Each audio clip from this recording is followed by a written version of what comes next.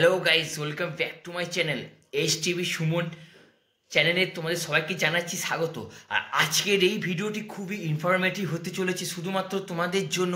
তোমরা যারা কৃষ্ণকালী মাকে ভালোবাসো এবং ভক্তি করো এবং তোমরা যারা কৃষ্ণকালী মায়ের মন্দিরে আসতে চাও, তোমাদের জন্য একটি প্রপার ভিডিও নিয়ে আসলাম। এই ভিডিওটি থেকে আমি তোমাদেরকে একদম ভালোভাবে ভেঙে ভেঙে গুছিয়ে বলে দেবো যে কীভাবে মায়ের মন্দিরে আসবে।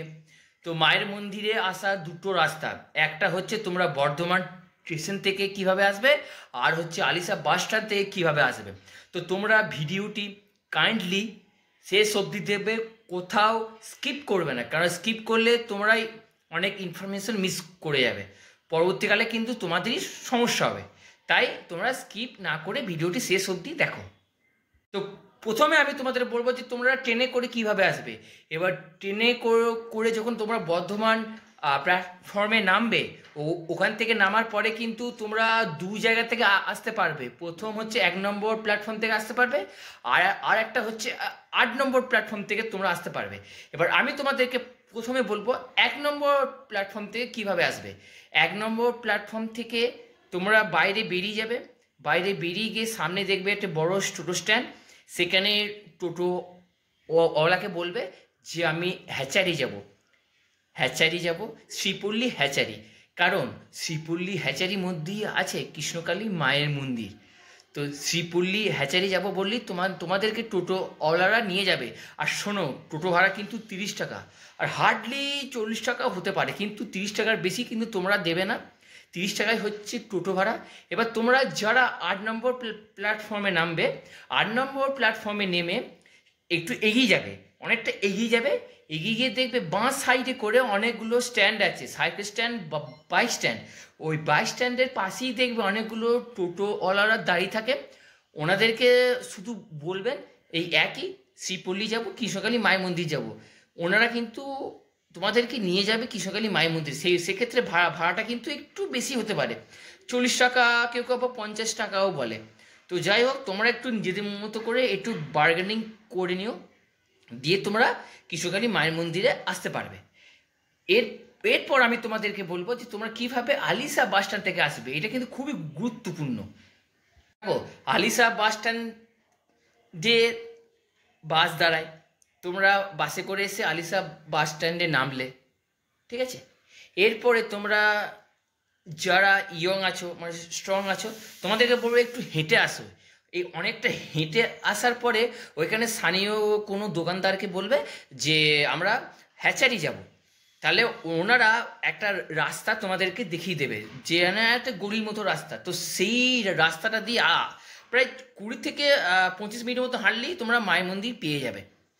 আর যেসব বয়স্ক মানুষরা আছেন, ওনারা হয়তো হাঁটতে পারেন না, তো ওনাদেরকে বলবো যে আপনারা একটু টোটো ভাড়া করে নেবেন। টোটো ভাড়া কিন্তু সেক্ষেত্রে 50 টাকা পর্যন্ত কিন্তু নিতে পারে। আর যদি টোটো ভর্তি থাকে সেক্ষেত্রে হয়তো বললে দামটা হয়তো কিছু কমিয়েও দিতে পারে।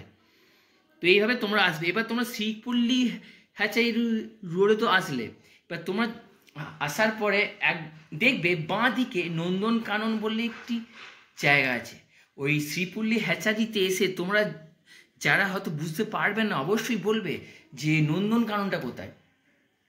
এবার নন্দনকানন বললেই শ্রীপল্লী হ্যাচারি, কৃষ্ণকালী মায়ের মন্দির, নন্দনকাননের যে গেটটা আছে সেই গেটের কথা যদি একবার তোমরা বলো, দেখবে সবাই ওখানকার স্থানীয় সবাই তোমাদেরকে দেখিয়ে দেবে। কিন্তু এই হ্যাচারি রোডে আসলে কৃষ্ণকালী মায়ের মন্দির বললেই সবাই তোমাদেরকে দেখিয়ে দেবে, বা তোমরা নিজেরাও বুঝতে পারবে। তো এই ছিল আজকের ভিডিও। আর এই ভিডিওটি তোমাদের যদি মনে হয় যে কিছুটা হলেও হেল্প হলো, অবশ্যই লাইক, কমেন্ট আর শেয়ার, সাবস্ক্রাইব করতে ভুলো না। কারণ তোমরা যদি একটা লাইক আর একটা কমেন্ট করো না, এই ভিডিওটা না অনেকের কাছে পৌঁছে যাবে।